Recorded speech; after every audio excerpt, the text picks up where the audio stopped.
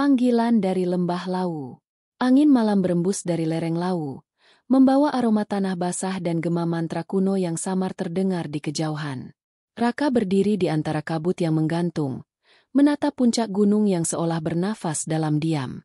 Ia datang bukan sebagai peziarah, melainkan sebagai jurnalis yang mendapat tugas menulis artikel tentang legenda Sabdo Palon, sosok yang katanya akan bangkit kembali di akhir zaman untuk membangunkan kesadaran manusia Nusantara.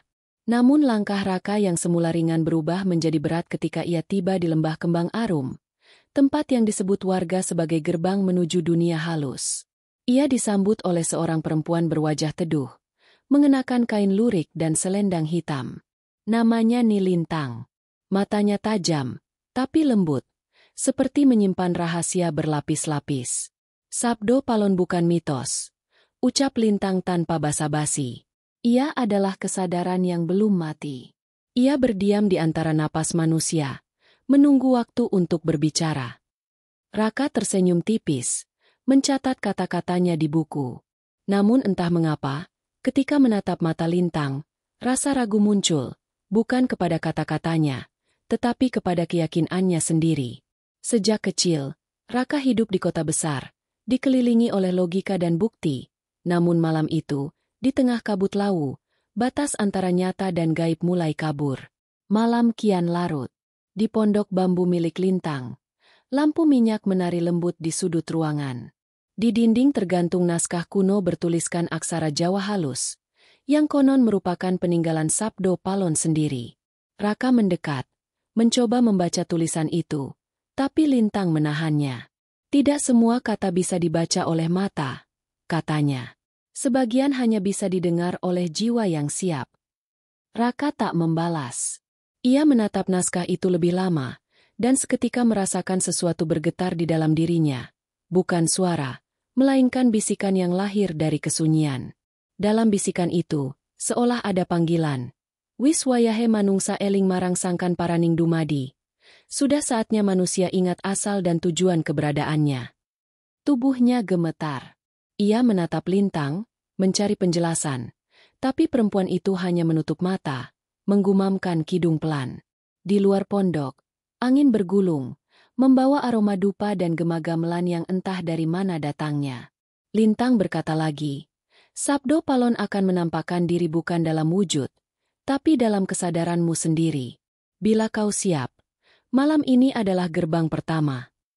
Kabut di luar semakin tebal, menelan suara jangkrik dan gemericik air. Raka melangkah keluar. Langit di atasnya berwarna ungu tua, seperti diselimuti cahaya dari dalam bumi. Tiba-tiba tanah di bawah kakinya bergetar lembut, dan dari balik kabut, muncul sosok lelaki tua berjubah putih, berjalan tanpa menapak tanah. Wajahnya tenang, namun matanya memancarkan kilat seperti petir yang disembunyikan di dalam awan. Raka.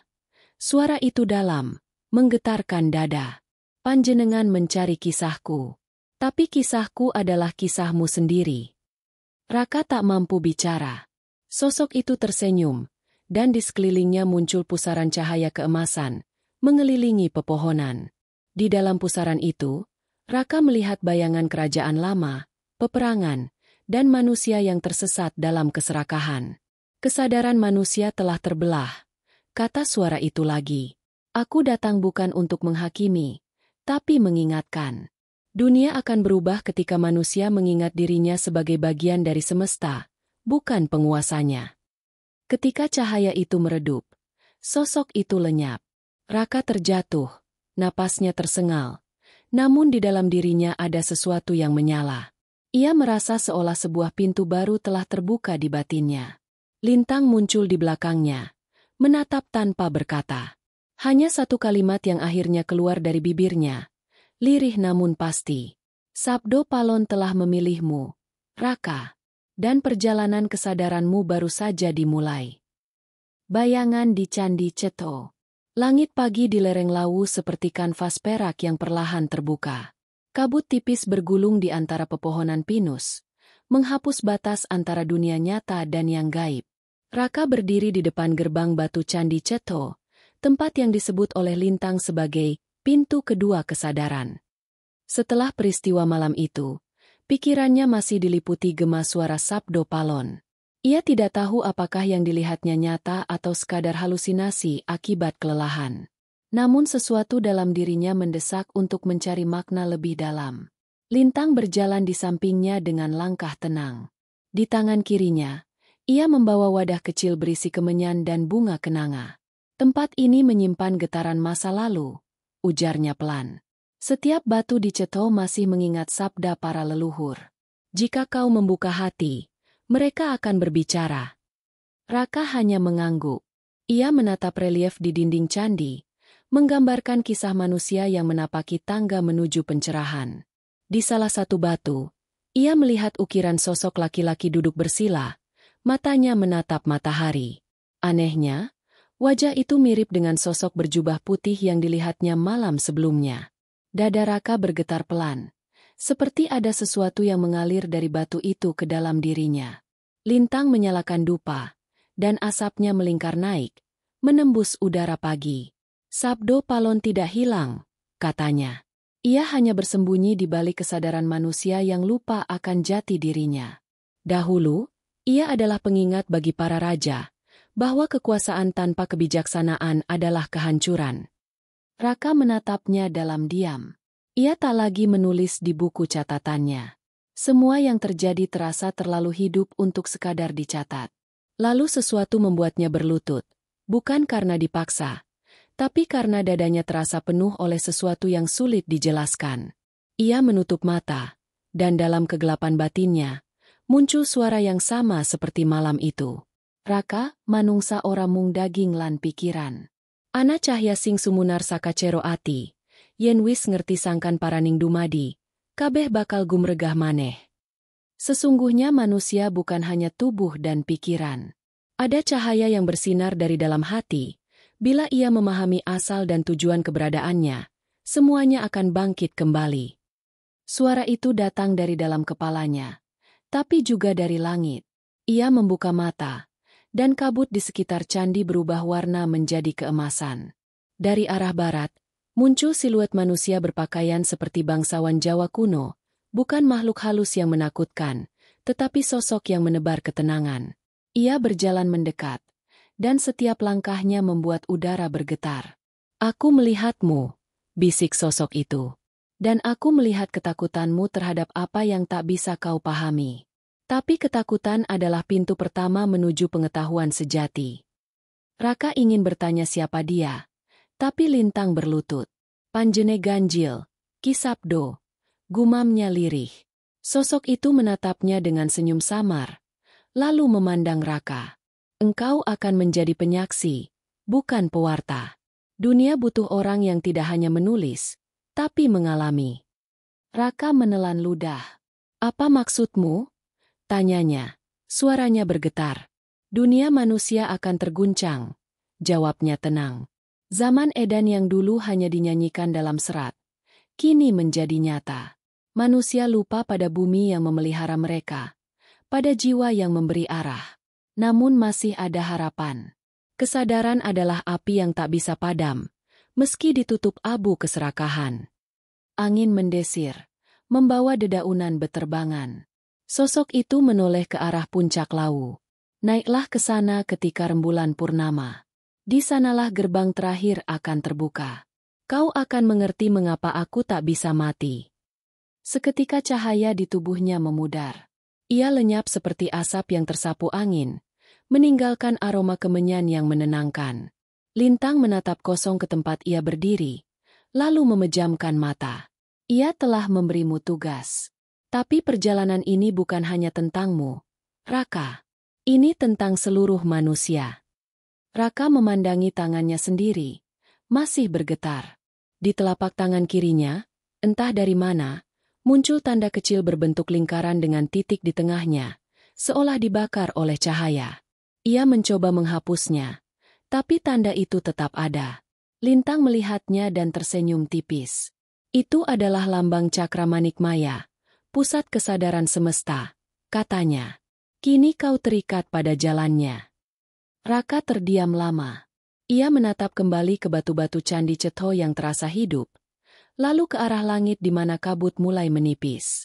Di hatinya, tumbuh perasaan aneh, bukan ketakutan, tapi panggilan untuk terus maju, menembus batas nalar yang selama ini ia pertahankan.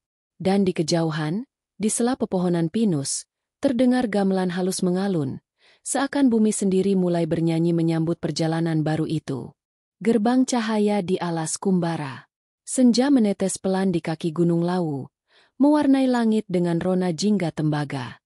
Raka dan Lintang menuruni jalur sempit menuju hutan purba yang dikenal masyarakat sekitar sebagai alas Kumbara, tempat yang katanya menjadi penghubung antara dunia manusia dan alam para leluhur, roh-roh penjaga kesadaran. Udara di sana pekat oleh aroma daun kering dan tanah lembab, seolah setiap hembusnya mengandung kisah berabad-abad. Raka melangkah dengan hati-hati, membawa senter kecil, sementara Lintang hanya menenteng kendi berisi air dari sumber Cetho, yang disebutnya Tirta Panguripan. Alas ini bukan sekadar hutan, kata Lintang, suaranya nyaris tenggelam oleh gemerisik angin. Ia adalah ruang antara waktu. Disinilah para penjaga kesadaran menunggu mereka yang siap membuka gerbang dalam dirinya. Raka tidak menjawab. Sejak kejadian di Candi Cetho, ia sering mendengar gema suara Sabdo Palon di pikirannya. Tak selalu jelas, kadang hanya sepenggal kalimat yang menggantung di antara kesadarannya yang bangun dan tidur. Malam ini, bisikan itu terasa lebih dekat. Ia merasakan dadanya berdentum, bukan oleh rasa takut, tapi oleh sesuatu yang menyerupai panggilan. Mereka tiba di tengah hutan, di sebuah lapangan kecil yang dikelilingi pohon beringin tua. Di sana berdiri batu menhir setinggi dada manusia, penuh lumut dan goresan aksara Jawa kuno. Lintang menaruh kendi di depan batu itu, lalu menunduk hikmat. Ini tempat para danyang menjaga keseimbangan bumi. Jika kau memang dipilih, Raka, malam ini kau akan melihat apa yang tak bisa dilihat mata manusia biasa. Raka menatap batu itu, lalu meletakkan tangannya di permukaan kasar penuh lumut. Seketika hawa dingin menjalar dari ujung jari ke seluruh tubuhnya. Kabut mulai turun, dan dari kejauhan terdengar bunyi gamelan pelan, mengalun dari arah yang tak bisa ditentukan. Asap kemenyan dari dupa Lintang menari di udara, membentuk pusaran samar yang perlahan menjadi terang. Dari dalam pusaran itu, muncul cahaya keemasan, bukan seperti sinar lampu, tapi cahaya hidup yang berdenyut lembut, seperti napas bumi sendiri. Lintang berlutut. Gerbang cahaya, bisiknya. Gerbang menuju dimensi kesadaran. Raka terpaku. Cahaya itu membentuk lingkaran besar di udara, berputar perlahan, dan dari tengahnya muncul siluet manusia, tinggi, bercahaya, namun tanpa wajah. Suaranya lembut tapi bergema di seluruh hutan. Raka. Nama itu bergema ribuan kali di telinga dan dadanya. Manusia telah berjalan terlalu jauh dari keseimbangannya. Alam menangis, bumi berteriak, tapi mereka tuli oleh egonya sendiri. Apakah kau siap menjadi saksi perubahan ini? Raka menelan ludah. Aku tidak tahu apakah aku mampu, jawabnya lirih. Kesadaran bukan soal mampu atau tidak. Suara itu menjawab. Ia soal ingat atau lupa. Tiba-tiba tanah di bawah kakinya bergetar pelan. Dari akar-akar pohon muncul kilatan cahaya seperti urat nadi bumi yang menyala. Dalam sekejap, Raka melihat pemandangan yang bukan milik dunia ini. Ribuan manusia berbaris di bawah langit kelam. Wajah mereka kosong, matanya tertutup, dan di atas mereka melayang bayangan hitam menyerupai asap. Di tengah barisan itu, Sabdo Palon berdiri, bersinar seperti bintang di malam pekat. Tangannya terangkat tinggi. Bangunlah, wahai anak manusia, suaranya menggema. Karena waktu telah habis untuk mereka yang hanya hidup dalam ketidaksadaran. Raka terhuyung. Tubuhnya seolah tersedot ke dalam lingkaran cahaya itu. Ia mencoba menahan diri, tapi kekuatannya tak cukup. Dalam sekejap, ia terlempar ke ruang tanpa bentuk, tanpa waktu. Di sana ia melihat kilasan sejarah. Kerajaan-kerajaan runtuh karena keserakahan. Manusia memuja teknologi tapi melupakan jiwanya, dan bumi menjadi sepi dari doa. Di tengah kegelapan itu, Sabdo Palon berdiri di hadapannya. Kali ini tampak jelas. Wajahnya tua, tapi matanya memantulkan semesta. Semua ini bukan masa depan, katanya tenang. Ini adalah cermin dari masa kini. Kau harus membawa manusia kembali kepada dirinya sendiri. Bagaimana? Tanya Raka dengan suara bergetar. Dengan menghidupkan kesadaran, bukan dengan perang atau kuasa. Sebarkan sabda, bukan dogma. Jadilah penyala api kecil, karena satu cahaya mampu menembus ribuan malam. Raka merasa tubuhnya ringan. Cahaya di sekelilingnya semakin terang hingga semuanya lenyap. Ia tersadar dalam pelukan Lintang, terbaring di tanah lembab alas Kumbara. Langit sudah gelap, hanya cahaya bulan menerobos dedaunan. Kau pingsan hampir 1 jam, kata Lintang lembut. Tapi aku tahu kau telah melangkah jauh. Raka menatap langit. Ia merasa berbeda, seolah sebagian dari dirinya tertinggal di balik gerbang itu. Namun bagian lain tumbuh menjadi lebih luas dari sebelumnya. Di telinganya, gema suara Sabdo Palon masih berputar pelan. Kesadaran adalah jalan pulang yang tak pernah tertutup, hanya terlupakan. Dari kejauhan, burung hantu bersuara. Angin membawa aroma dupa yang tersisa. Di hati Raka, api kecil mulai menyala, dan ia tahu, perjalanan menuju kedalaman diri baru saja dimulai.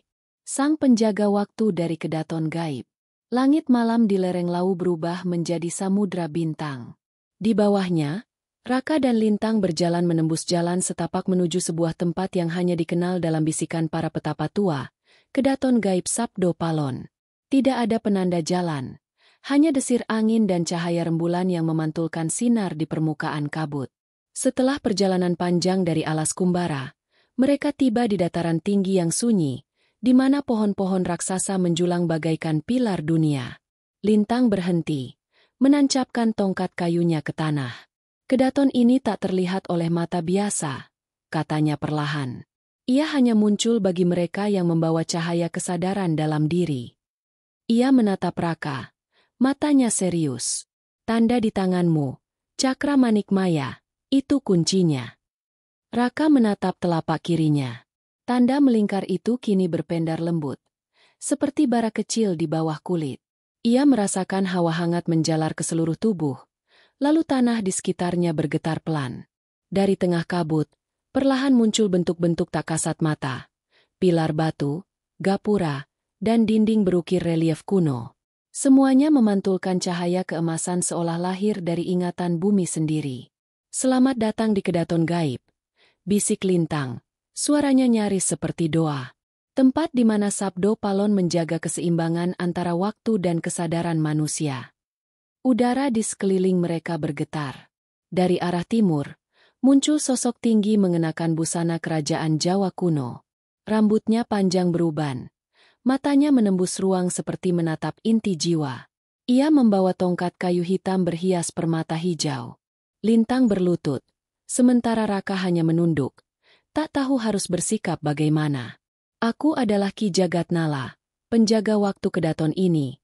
Suara sosok itu bergema, dalam dan bergulung seperti air di gua batu. Aku menjaga keseimbangan antara masa lalu, kini, dan yang akan datang. Siapapun yang melangkah ke tempat ini, akan menanggung beban pengetahuan. Raka memberanikan diri. Aku tidak mencari kuasa, katanya pelan. Aku hanya ingin memahami mengapa aku dipilih. Ki Jagatnala tersenyum samar. Pertanyaan itu sudah lama diajukan oleh banyak manusia sebelum dirimu. Namun hanya sedikit yang bertahan sampai tahap ini. Ia mengetukkan tongkatnya ke tanah, dan seketika ruang di sekeliling mereka berubah. Langit menggelap, lalu berganti menjadi lautan cahaya. Di tengah ruang itu, Raka melihat untayan waktu, seperti benang cahaya yang saling berjalin membentuk kisah umat manusia. Lihatlah, ujar Ki Jagatnala. Inilah arus waktu yang mengalir di bawah kesadaran dunia. Ketika manusia lupa pada jati dirinya, benang ini kusut. Ketika ia kembali eling, cahaya ini lurus kembali. Raka melihat gambaran dunia yang rusak. Manusia mengejar kemewahan, hutan terbakar, laut tercemar, dan langit gelap oleh asap industri. Ia menatapnya dengan hati bergetar. Apakah ini masa depan? Bukan, jawab penjaga waktu itu. Ini masa kini, tapi tak terlihat oleh mereka yang terlelap dalam ilusi. Kau dan setiap manusia memiliki peran untuk menenun ulang cahaya ini. Lintang menatap Raka. Itu sebabnya Sabdo Palon memilihmu.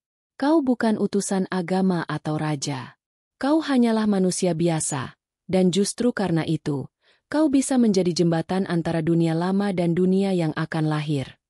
Raka menggenggam tangannya. Tapi apa yang harus kulakukan? Ki Jagatnala mendekat, menyentuh dahi Raka dengan tongkatnya. Seketika cahaya menyilaukan meledak dari titik itu, membuat Raka terlempar ke pusaran memori. Ia melihat Sabdo Palon berdiri di tengah istana megah Majapahit, berbicara pada Prabu Brawijaya yang menangis karena keruntuhan negerinya. Ia mendengar sabda itu menggema dari masa lalu. Kula ora sirna, nanging dhelik. Yen jaman wis owah, kula bakal tangi maneh kanggo ngelingake manungsa. Aku tidak lenyap, hanya bersembunyi. Jika zaman telah berubah, aku akan bangkit kembali untuk mengingatkan manusia. Raka terbangun dalam peluh dingin. Ia masih berada di kedaton gaib, namun kini di hadapannya berdiri tahta batu, di atasnya duduk sosok Sabdo Palon sendiri, sama seperti yang ia lihat dalam cahaya gerbang. Wajahnya tenang, matanya teduh, tetapi di dalam tatapan itu tersimpan kekuatan tak terukur. Raka, ucap Sabdo Palon. Waktu telah tiba untuk manusia belajar kembali berbicara dengan bumi, bukan hanya mendengarkan dirinya sendiri. Aku telah lama menunggu jiwa yang mau mendengar, bukan hanya percaya. Raka menunduk. Aku masih takut. Takut adalah bentuk cinta yang belum menemukan arah, jawab Sabdo Palon lembut. Ikuti arah itu, dan kau akan menemukan jati dirimu. Lintang menatap mereka berdua. Apakah perjalanan kami sudah berakhir, Guru? Sabdo Palon menggeleng perlahan. Belum. Ini baru awal. Setelah ini, manusia harus diuji, bukan oleh para dewa, tapi oleh dirinya sendiri. Kau dan Raka akan menyaksikan kebangkitan kesadaran yang lama terpendam. Kedaton ini akan menjadi cermin bagi dunia. Angin berhembus dari 4 penjuru, membawa suara kidung kuno. Batu-batu kedaton bergetar pelan, seolah ikut bernyanyi. Raka merasakan cahaya dari telapak tangannya menyatu dengan bumi di bawahnya, lalu menembus ke langit. Di kejauhan, awan membentuk pusaran menyerupai mata besar yang berputar lambat. Lihatlah, kata Sabdo Palon. Waktu telah mulai bergerak kembali. Dunia akan berubah. Saat Raka mengangkat pandangannya, langit pecah oleh kilatan cahaya putih. Kedaton mulai memudar, perlahan menghilang seperti fata morgana yang larut dalam udara malam. Lintang menggenggam tangan Raka. Kita harus kembali, bisiknya, sebelum gerbang menutup. Dan dalam sekejap, mereka berdiri kembali di hutan lau yang sepi, di bawah bintang yang bergetar halus. Raka masih bisa merasakan gema sabda itu bergetar di dadanya. Kesadaran tidak mencari Tuhan di langit, tapi menemukannya dalam setiap hembus napas. Kota yang terlupa, bayangan di Yogyakarta. Pagi di Yogyakarta berembus lembut, membawa aroma kopi dan tanah basah setelah hujan malam. Dari kejauhan, Gunung Merapi berdiri sunyi, seperti penjaga yang sedang menatap masa lalu. Raka dan Lintang tiba di kota itu setelah perjalanan panjang menuruni lau. Meski wajah kota tampak biasa, dipenuhi deru kendaraan, papan reklame, dan hiruk-pikuk manusia, Raka merasakan getaran halus di balik hiruk dunia modern itu. Seakan di balik tembok-tembok kota, ada lapisan lain yang hidup dan bernafas sendiri. Yogyakarta bukan sekadar kota, ujar Lintang pelan ketika mereka melewati Tugu. Ia adalah ruang antara masa lalu dan masa kini. Di bawah jalan yang kita injak, mengalir aliran kesadaran yang belum terbangun. Raka menatap sekeliling. Wajah-wajah manusia di trotoar tampak sibuk dengan ponsel dan rutinitas. Tapi di antara keramaian itu, ia melihat sesuatu aneh. Sesekali, bayangan hitam melintas cepat di mata pinggirnya, lalu lenyap. Ia mengira hanya halusinasi, sampai bayangan itu muncul lagi di jendela toko kaca, menatapnya balik. Bayangan manusia tanpa wajah. Lintang, katanya lirih. Ada sesuatu yang mengikuti kita. Lintang menoleh perlahan. Itu bukan sesuatu, Raka. Itu adalah sisa-sisa kesadaran yang tertidur. Ketika manusia hidup tanpa arah, mereka meninggalkan bayangan jiwanya di dunia ini. Bayangan itu mencari cahaya untuk pulang. Mereka berhenti di depan sebuah bangunan tua di kawasan kota gede. Rumah joglo dengan halaman luas, tapi penuh lumut dan tanaman liar. Lintang membuka pintu kayu yang berderit, lalu berkata, "Tempat ini dulu kediaman salah satu murid Sabdo Palon. Disinilah zaman baru dimulai." Di dalam rumah itu, udara berat seperti dipenuhi ribuan bisikan. Di tengah ruangan, berdiri cermin besar dengan bingkai kayu jati berukir naga dan awan. Permukaannya buram, tapi Raka bisa merasakan sesuatu di baliknya. Seolah cermin itu bukan sekadar benda, melainkan jendela menuju sesuatu yang lebih dalam. Lintang mendekat, menyalakan dupa, lalu meletakkan bunga kenanga di depan cermin. Di balik kaca ini, katanya, bersemayam bayangan waktu. Ia adalah wujud dari kesadaran kolektif manusia. Bila kau berani menatapnya, kau akan melihat wajah sejati dunia. Raka menelan ludah. Ia menatap cermin itu, dan perlahan kabut hitam mulai muncul di permukaannya. Wajah-wajah manusia melintas di sana. Rakyat yang marah, pemimpin yang tamak, anak-anak yang tersesat dalam layar, bumi yang menangis diam-diam. Dan di tengah semua itu, muncul sosok Sabdo Palon, menatapnya dari balik kabut. "Raka," suaranya menggema lembut. "Kini kau telah melihat wajah manusia yang terlupa. Dunia modern membangun menara tinggi tapi melupakan akar bumi. Mereka menulis puisi tentang cahaya tapi menutup mata dari gelap yang mereka ciptakan. Apa yang kau lihat bukan kutukan, melainkan panggilan untuk bangun." Raka merasa air mata mengalir tanpa ia sadari. "Apa gunanya semua ini jika dunia tak mau berubah?" tanyanya. "Kita hanya dua orang, aku dan Lintang. Dunia terlalu besar untuk disadarkan." Sabdo Palon tersenyum samar di balik kabut. Kesadaran tidak butuh jumlah. Ia hanya butuh nyala. Satu api kecil cukup untuk menyalakan ribuan jiwa yang gelap. Jadilah api itu. Tiba-tiba, cermin bergetar hebat. Dari permukaannya muncul tangan hitam besar, mencoba menarik Raka ke dalam. Lintang berteriak, menarik tubuhnya menjauh. "Jangan biarkan bayangan itu menyentuhmu. Itu ilusi yang terbuat dari ketakutanmu sendiri." Namun bayangan itu terus meluas, memenuhi ruangan. Dinding bergetar, lampu padam, dan suara gamelan samar terdengar dari tempat entah. Raka memejamkan mata dan mengingat sabda yang pernah ia dengar di kedaton gaib. Kesadaran adalah cahaya yang tak bisa ditelan gelap. Ia mengangkat tangan kirinya. Cahaya dari cakra manik maya di telapak tangannya menyala terang. Cahaya itu memancar, menembus kabut hitam, hingga seluruh ruangan kembali terang. Ketika ia membuka mata, cermin itu telah retak 1000. Dari retakan-retakan itu, keluar semburat cahaya lembut, bukan gelap. Di tengah cahaya, suara Sabdo Palon kembali terdengar. "Begitulah, Raka. Dunia luar hanya cermin dari dalam manusia. Bila jiwamu terang, maka dunia pun akan ikut bersinar." Raka terdiam lama. Tubuhnya masih gemetar. Lintang menatapnya dengan wajah letih tapi bahagia. "Kau telah melewati gerbang kota yang terlupa," katanya. "Kini, Yogyakarta tidak lagi sekadar kota. Ia telah menjadi ruang kebangkitan kesadaran." Di luar, hujan rintik turun. Air membasahi jalan-jalan tua kota gede, memantulkan sinar lampu seperti serpihan bintang. Raka melangkah ke beranda, memandang langit yang gelap, namun terasa hangat. Ia tahu, sejak malam itu, sesuatu di dalam dirinya tak akan sama lagi. Dan di balik awan, seolah terdengar gumaman lembut Sabdo Palon. Kesadaran bukan perjalanan keluar, melainkan pulang ke dalam. Siapapun yang mendengar panggilan ini, ia akan menemukan kembali dirinya yang sejati. Kidung dari dunia sunyi.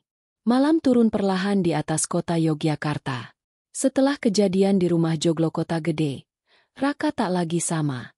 Tidurnya selalu diiringi suara-suara samar. Nyanyian halus yang datang entah dari mimpi atau dari dimensi lain. Kadang terdengar seperti perempuan melantunkan kidung Jawa. Kadang menyerupai bisikan ribuan jiwa yang meratap. Namun di balik semua itu, ada ketenangan aneh yang justru membuatnya ingin mendengarkan lebih dalam. Lintang menyebutnya sebagai panggilan dari dunia sunyi, tempat di mana jiwa manusia bertemu dengan gema semesta. Beberapa hari kemudian, mereka memutuskan menuju arah selatan, mengikuti intuisi yang mengarah ke Parangkusumo, pantai yang sering dianggap sebagai gerbang ke alam gaib Laut Selatan. Raka merasa ada sesuatu di sana yang menunggunya. Sabdo Palon pernah berkata, ujar Lintang saat mereka menuruni jalan berpasir, bahwa kesadaran manusia harus melewati 3 unsur alam, bumi, angin, dan air. Kau telah melewati bumi di Lawu, angin di Ceto, kini saatnya air memurnikanmu. Ombak menggulung besar malam itu, memukul karang seperti detak jantung bumi. Langit gelap tanpa bintang, hanya suara laut yang menggema. Di tepi pantai, Lintang menyiapkan sesaji kecil, bunga melati, minyak wangi, dan dupa. Ia duduk bersila di atas pasir, menutup mata. Raka mengikuti, mencoba menenangkan pikirannya. Namun semakin ia diam, semakin nyanyian itu terdengar jelas di telinganya. Suara perempuan yang mendayu, melantunkan kidung dalam bahasa yang terasa kuno dan sakral. Sangkan Paraning Dumadi. Elinga, Elinga. Suara itu bergetar lembut seperti ombak, tapi sekaligus menusuk dada Raka dengan rasa rindu yang tak dikenal. Ia membuka mata. Di antara kabut laut, tampak sosok berbalut kain hijau kebiruan, berjalan di atas permukaan air. Wajahnya lembut, namun matanya menyimpan kedalaman samudra. Lintang menunduk penuh hormat. Itu beliau, bisiknya. Sang Ratu Laut Selatan, penjaga gerbang air dan waktu. Sosok itu mendekat. Suaranya seperti riak air yang berbicara. Raka, anak zaman baru. Sabdo Palon telah membangunkanmu agar kau memahami luka dunia. Namun luka itu tidak dapat disembuhkan hanya dengan pengetahuan. Kau harus menembus sunyi. Sunyi? Tanya Raka. Suaranya bergetar oleh rasa kagum dan takut. Apa maksudnya? Sunyi adalah ruang di mana manusia bertemu dirinya sendiri, jawab Sang Ratu. Di sanalah Sabdo Palon berdiam, di kedalaman batin setiap insan. Dunia kini terlalu bising, terlalu penuh dengan kata-kata tanpa makna. Mereka berbicara tentang cinta tanpa mengerti hening. Mereka memuja terang, tapi takut pada gelap. Hanya dengan menembus sunyi, kesadaran bisa lahir kembali. Angin laut bertiup kencang. Ombak menggulung besar, namun tidak menyentuh mereka. Di tengah pusaran angin itu, Raka melihat bayangan-bayangan manusia melayang di udara. Wajah-wajah yang ia kenal dari cermin kota gede, kini berputar di atas lautan seperti kabut hitam. Sang Ratu mengangkat tangannya, dan dari ujung jarinya memancar cahaya biru yang menenangkan. Satu persatu bayangan itu larut ke dalam ombak. Lihatlah, katanya lembut. Itulah suara-suara manusia yang hilang arah. Mereka mencari Tuhan di luar dirinya, padahal yang mereka cari bersemayam di kedalaman jiwa. Lintang menunduk. Raka telah membawa cahaya dari kedaton gaib. Apakah waktunya telah tiba, Gusti Ratu? Sang Ratu tersenyum samar. Belum. Ia masih harus melewati ujian terakhir, kesendirian. Ia harus belajar mendengar dunia tanpa telinga, dan berbicara tanpa suara. Saat ia mampu melakukannya, maka sabda akan lahir dari dalam dirinya sendiri. Raka menatap laut. Matanya mulai basah.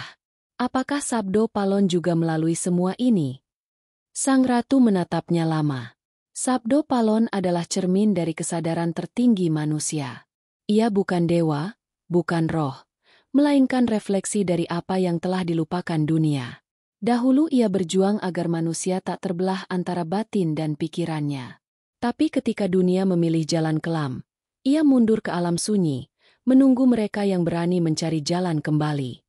Ombak terakhir pecah di karang, membawa serpihan cahaya yang berpendar di udara. Dalam sekejap, sosok Sang Ratu memudar, meninggalkan aroma melati dan garam laut. Lintang menatap laut dengan mata terpejam, sementara Raka hanya diam, membiarkan air asin membasahi wajahnya. Sunyi bukan kesepian, kata Lintang perlahan, melainkan tempat di mana semua suara menemukan sumbernya. Raka memandangi cakrawala yang perlahan terang oleh cahaya bulan. Ia merasa dadanya ringan, seolah sebagian dari dirinya larut ke dalam laut. Dalam keheningan itu, ia mendengar lagi suara Sabdo Palon, bukan dari luar, tapi dari dalam dirinya sendiri. Raka, sunyi adalah pintu. Jika kau telah berani menyeberanginya, maka kau tak lagi mencari aku di luar, sebab aku adalah kesadaran itu sendiri. Air mata mengalir tanpa ia sadari. Ia menatap Lintang yang tersenyum lembut, lalu berbisik. Aku mulai mengerti bahwa perjalanan ini bukan tentang menemukan Sabdo Palon, tapi menemukan diriku sendiri. Dan malam itu, di tepi laut selatan, di antara gemuruh ombak dan kidung yang samar, lahirlah ketenangan yang tak lagi membutuhkan kata. Perjamuan para leluhur di langit timur. Fajar menyala di ufuk timur, memantulkan warna keemasan di atas permukaan laut. Raka dan Lintang meninggalkan Parangkusumo dalam diam. Tubuh mereka lelah, tapi batin terasa ringan, seolah beban dunia telah diringankan oleh bisikan ombak semalam. Dalam perjalanan pulang menuju dataran tinggi Imogiri, Lintang menjelaskan bahwa mereka akan melakukan ritual terakhir sebelum gerbang kesadaran terbuka seluruhnya. Tempat itu disebut Langit Timur, katanya lirih. Bukan di langit, tapi di antara dunia dan waktu, di mana para leluhur berkumpul untuk berbicara tentang arah manusia. Mereka tiba di sebuah hutan kecil di kaki bukit. Di sana berdiri sebuah pendapa batu tua tanpa dinding, penuh lumut dan ukiran yang hampir pudar. Di tengah pendapa, sebuah batu besar berbentuk meja menghadap ke arah matahari terbit. Raka merasakan udara berubah begitu ia menapakkan kaki di tempat itu, seolah segala suara alam menunduk, menanti sesuatu. Lintang menaburkan bunga kenanga, lalu duduk bersila di sisi batu. Ia menutup mata, menarik napas panjang, dan membisikkan mantra dalam bahasa Jawa kuno. Wong kang eling, elinga marang sangkan paraning dumadi. Leluhur kang suci, nyawiji ana ing pepadang. Udara bergetar. Cahaya matahari yang menembus dedaunan tiba-tiba membentuk lingkaran di atas batu. Dari dalam lingkaran itu, muncul bayangan-bayangan samar. Sosok-sosok tua berbusana kerajaan, petani, pendeta, prajurit, dan perempuan desa. Mereka semua duduk melingkar, wajahnya tenang. Mata mereka bersinar lembut seperti bara api di malam dingin. Raka menelan ludah. Ia tahu, ia sedang berada di tengah perjamuan para leluhur. Salah satu sosok berdiri, mengenakan pakaian putih polos tanpa hiasan, namun auranya memancar kuat. Kami telah menantimu, Raka, katanya. Suaranya bergema tanpa suara. Engkau mewakili generasi yang lupa akan akar dirinya. Kami berkumpul bukan untuk menilai, tapi untuk mengingatkan bahwa kesadaran bukanlah warisan, melainkan perjalanan. Raka menunduk hormat. Aku datang untuk mencari Sabdo Palon, untuk memahami kenapa manusia kini kehilangan arah. Sosok itu tersenyum. Sabdo Palon bukanlah satu makhluk. Ia adalah gema kesadaran. Ia berdiam di dalam setiap jiwa yang mau mendengar. Namun dunia terlalu sibuk dengan bayangannya sendiri, mengejar kemajuan, melupakan keheningan. Maka kami, para leluhur, menjaga jembatan antara dunia nyata dan batin agar manusia tak sepenuhnya terputus. Lintang kemudian berbicara dengan nada lembut. Apakah manusia masih memiliki harapan, Eyang? Sosok-sosok di sekeliling mereka menatap Raka. Harapan selalu ada, jawab seorang perempuan tua dengan rambut perak. Namun bukan harapan yang datang dari luar. Dunia kini haus akan penyelamat. Padahal setiap manusia seharusnya menyelamatkan dirinya sendiri. Sabdo Palon menanti bukan untuk kembali mengatur, melainkan untuk membangunkan kesadaran bahwa kebenaran tidak datang dari langit, tapi dari dalam dada. Tiba-tiba, langit di atas pendapa bergetar. Cahaya merah muda muncul di ufuk timur, melengkung seperti jembatan cahaya. Dari kejauhan terdengar bunyi gamelan samar, bukan dari dunia manusia, melainkan dari ruang di antara waktu. Para leluhur menengadahkan tangan, dan cahaya itu mengalir ke tubuh mereka. Satu persatu, mereka menyentuh dahi Raka dengan telapak transparan, meninggalkan bekas panas yang lembut. Kami titipkan padamu warisan yang tak tertulis, kata mereka serempak. Warisan kesadaran. Jagalah keseimbangan antara pikiran, rasa, dan tindakan. Sebab manusia yang hanya berpikir tanpa rasa akan melahirkan kehancuran. Tapi manusia yang hanya merasa tanpa berpikir akan kehilangan arah. Hanya mereka yang mampu memadukan keduanya yang dapat membuka gerbang Sabdo Palon sepenuhnya. Raka menunduk. Air mata mengalir tanpa suara. Ia merasakan seolah sesuatu yang lama tertidur dalam dirinya kini terbangun perlahan. Suara-suara leluhur melebur menjadi dengungan halus yang memenuhi udara. Lintang tersenyum melihatnya. Kau telah diterima oleh mereka, bisiknya. Langit timur hanya terbuka bagi jiwa yang siap memikul ingatan masa lalu. Namun, sebelum cahaya memudar, sosok pertama kembali berbicara dengan nada berat. Perjalananmu belum selesai. Raka, dunia akan mengujimu. Setelah pencerahan, selalu datang kegelapan kedua. Ia bukan dari luar, melainkan dari dalam. Waspadalah terhadap bayanganmu sendiri, sebab di sanalah Sabdo Palon terakhir menunggu. Cahaya lenyap tiba-tiba. Hutan kembali sunyi, hanya suara burung dan desiran angin. Batu besar di tengah pendapa kini tampak kosong. Tapi di permukaannya terukir samar-samar sebuah kalimat dalam aksara Jawa. Sapa ngerti rasa, ora bakal ilang ing pepeteng. Barang siapa memahami rasa, takkan hilang dalam kegelapan. Raka menatap tulisan itu lama, lalu berbisik. Langit timur bukan tempat, tapi kesadaran. Lintang mengangguk pelan. Benar. Dan kau baru saja melangkah melewati batas manusia biasa. Namun ingat, semakin terang cahaya, semakin jelas pula bayangan yang mengikutinya. Mereka berjalan meninggalkan pendapa.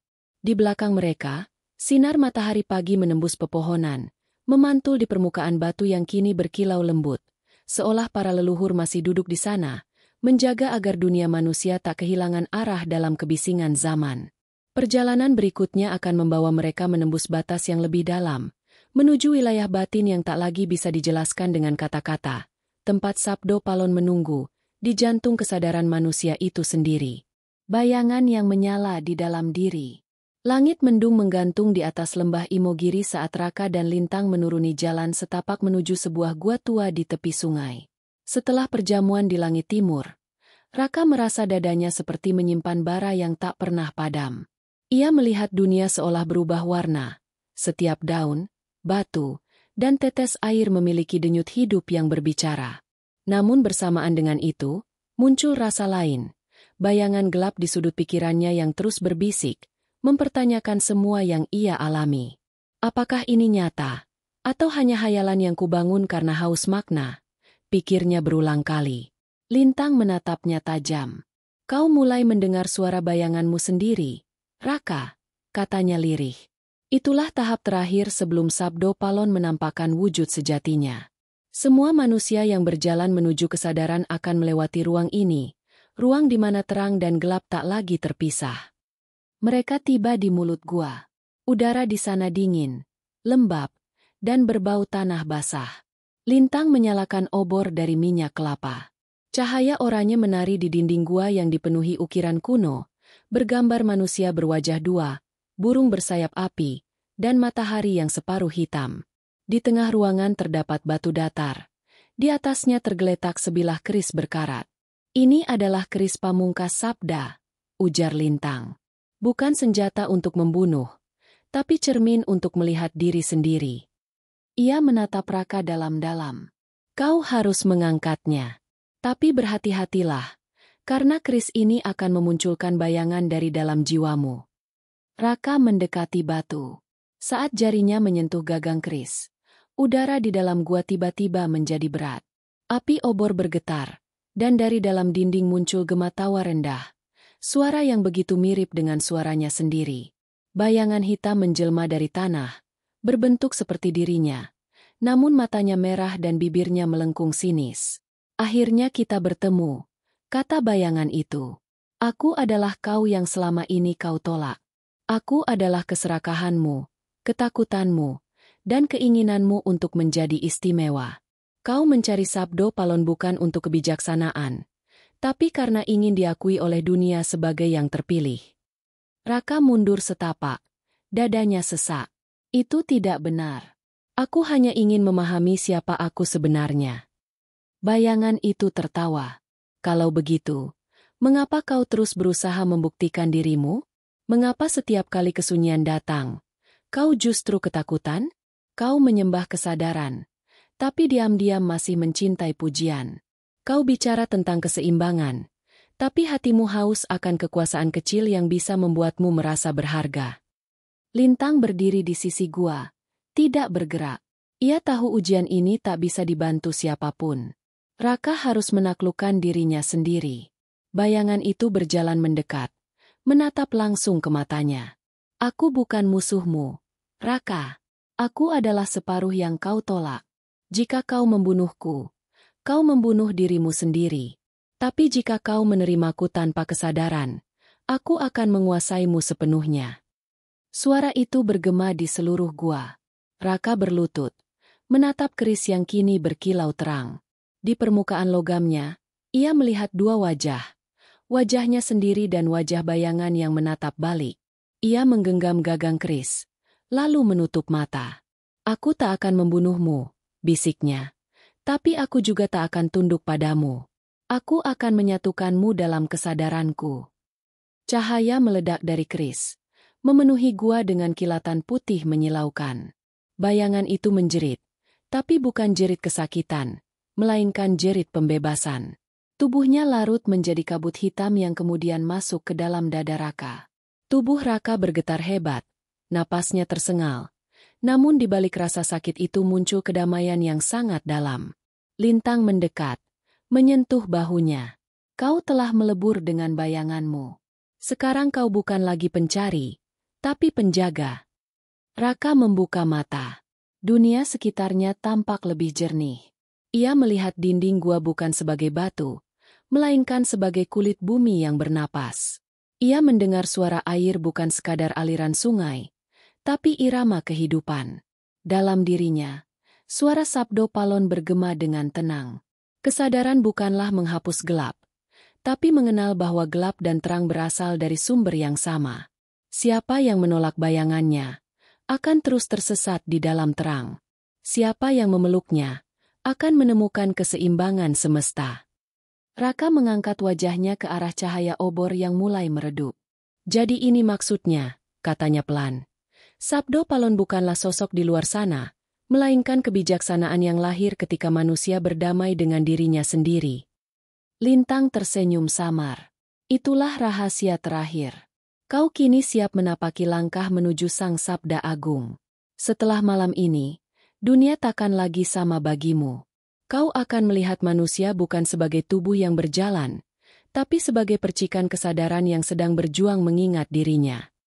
Mereka meninggalkan gua saat langit mulai berwarna ungu keemasan. Di luar, kabut tipis menari di atas sungai. Raka menoleh sekali lagi ke arah pintu gua, dan di sana, pada dinding batu, muncul pantulan wajah Sabdo Palon, tidak sebagai raga, tapi sebagai cahaya lembut yang tersenyum tenang. Raka menunduk hormat, lalu melangkah pergi. Di dalam hatinya, suara itu kembali berbisik. Kau telah melewati malam batinmu. Kini saatnya berjalan membawa terang yang bukan untukmu sendiri, tapi untuk dunia yang lupa pada sunyi. Dan dengan itu, perjalanan menuju puncak kesadaran pun mendekati akhir. Namun di sanalah, sebagaimana setiap awal dan akhir bertemu, Sabdo Palon menunggu dalam diam, di titik tempat manusia dan semesta menjadi satu. Sabda yang kembali menyala. Malam di atas lereng Merapi terasa berbeda kali ini. Angin berembus pelan membawa aroma belerang, bercampur dengan wangi dupa dan daun kering yang terbakar di kejauhan. Di puncak bukit kecil, Raka berdiri bersama Lintang, menatap ke arah kawah yang berpendar merah lembut seperti jantung bumi yang berdetak. Di bawah sinar bulan, wajah Raka tampak lebih tenang dari sebelumnya. Tidak lagi menyimpan keresahan, melainkan kedalaman yang sulit dijelaskan. Sejak meninggalkan gua di Imogiri, langkahnya seperti diarahkan oleh kekuatan yang tak kasat mata. Setiap malam, ia mendengar suara lembut memanggil dari kejauhan, dan setiap kali suara itu datang, dadanya bergetar seolah diingatkan bahwa perjalanan ini belum berakhir. Lintang tahu apa yang akan terjadi malam ini. Ia menunduk hormat, menyiapkan lingkaran dari batu dan abu gunung, lalu meletakkan di tengahnya sebuah kendi berisi air dari 3 sumber. Lawu, Laut Selatan, dan Imogiri, simbol dari bumi, air, dan jiwa. Raka, kata Lintang perlahan, malam ini bukan sekadar akhir perjalananmu. Ini adalah titik pertemuan antara manusia dan sabda. Kau telah melewati dunia luar dan dunia dalam. Kini waktunya membuka gerbang terakhir, gerbang keheningan agung. Raka menutup mata, duduk bersila di tengah lingkaran batu. Ia menarik napas dalam-dalam, membiarkan udara dingin menembus dadanya. Perlahan, suara-suara mulai datang, desir angin, gemuruh bumi, getar air di kendi, semuanya bersatu menjadi irama. Lalu, dari tengah kesunyian itu, suara Sabdo Palon kembali terdengar. Kali ini tidak seperti bisikan jauh, melainkan seperti gema yang menyatu dengan detak jantungnya. Raka, ketahuilah, aku tidak pernah pergi. Aku hidup di dalam setiap napas manusia, di dalam setiap kesadaran yang berani menatap dirinya sendiri tanpa topeng. Cahaya lembut muncul dari kendi air, melingkar di sekitar tubuh Raka. Angin berhenti berembus. Lintang menunduk, menahan air mata. Ia tahu bahwa Sabdo Palon sedang berbicara langsung melalui jiwa Raka. Zaman telah berubah, namun luka manusia tetap sama. Mereka menciptakan dunia dengan tangan, tapi menghancurkannya dengan pikirannya. Mereka menyebut dirinya maju, padahal mereka berjalan menjauh dari sumber. Cahaya semakin kuat. Raka membuka mata, namun dunia di sekelilingnya telah berubah. Ia tidak lagi berada di puncak Merapi, melainkan di ruang luas tanpa batas. Langit berwarna ungu, tanah berkilau seperti cermin, dan di hadapannya berdiri sosok tinggi berjubah putih keperakan. Wajahnya sulit digambarkan, karena terus berubah. Kadang tua, kadang muda, kadang laki-laki, kadang perempuan. Namun di matanya terpancar cahaya yang memantulkan segala rasa. Apakah kau? Sabdo Palon? Tanya Raka, hampir berbisik. Sosok itu tersenyum lembut. Aku adalah engkau dalam bentuk yang paling murni. Aku adalah kesadaran yang telah menempuh perjalanan ribuan tahun dalam tubuh manusia yang berbeda-beda. Aku bukan roh, bukan dewa, bukan mitos. Aku adalah daya hidup yang menunggu manusia kembali mengingat siapa dirinya. Raka menunduk. Jadi semua ini hanya perjalanan menuju diriku sendiri? Benar, jawab Sabdo Palon. Namun perjalanan menuju diri sejati bukan perkara sederhana. Sebab manusia lebih mudah mencintai bayangannya daripada kebenaran dirinya. Mereka menciptakan Tuhan di luar agar tak perlu bertanggung jawab atas cahaya di dalam. Sabdo Palon berjalan mendekat.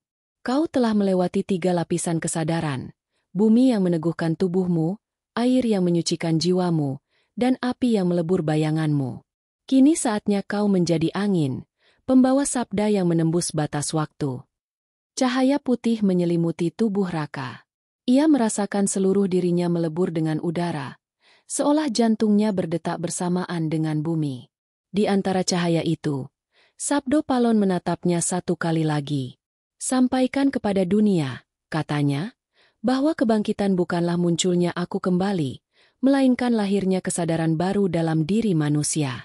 Saat manusia berhenti mencari keluar dan mulai mendengar ke dalam, disitulah aku akan kembali, bukan sebagai sosok, tapi sebagai kesadaran yang menyala di hati mereka. Tiba-tiba, suara petir bergema dari kejauhan.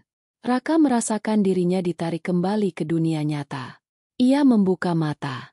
Kawah Merapi masih memerah. Tapi kini langit telah berubah warna menjadi biru pucat. Lintang menatapnya, dan dalam matanya terpantul cahaya yang sama seperti yang keluar dari tubuh Raka. Kau telah menjadi wadah sabda, kata Lintang lirih. Mulai kini, kata-katamu bukan lagi milikmu sendiri. Setiap kalimat yang lahir darimu adalah getar dari kesadaran purba yang telah lama tertidur. Raka menatap Cakrawala. Lalu apa yang harus kulakukan? Jalani hidup seperti manusia biasa, jawab Lintang. Karena kesadaran sejati tidak perlu bersembunyi di balik keajaiban. Ia hidup di tengah pasar, di sawah, di jalanan, di tawa dan tangis manusia. Itulah tempat Sabdo Palon ingin kembali, di kehidupan sehari-hari yang jujur. Mereka berdiri berdua, memandangi cahaya pagi yang mulai muncul di ufuk timur. Gunung Merapi mengeluarkan kepulan asap tipis, seperti napas bumi yang damai. Raka menutup mata, merasakan setiap detik sebagai bagian dari keabadian. Di dalam hatinya, suara Sabdo Palon berkata sekali lagi, perlahan seperti doa. Selama manusia masih mampu mendengar dengan hati, selama bumi masih bernapas, selama sunyi masih ada, aku tidak pernah pergi. Raka tersenyum. Ia tahu perjalanannya sebagai pencari telah usai, tapi sebagai manusia yang sadar, ia baru saja mulai berjalan. Dunia di bawah sana menunggu, bukan untuk diselamatkan, tapi untuk diingatkan, bahwa Sabdo Palon bukanlah legenda masa lalu, melainkan kesadaran yang terus berdenyut di dada setiap manusia yang berani mendengar sunyi.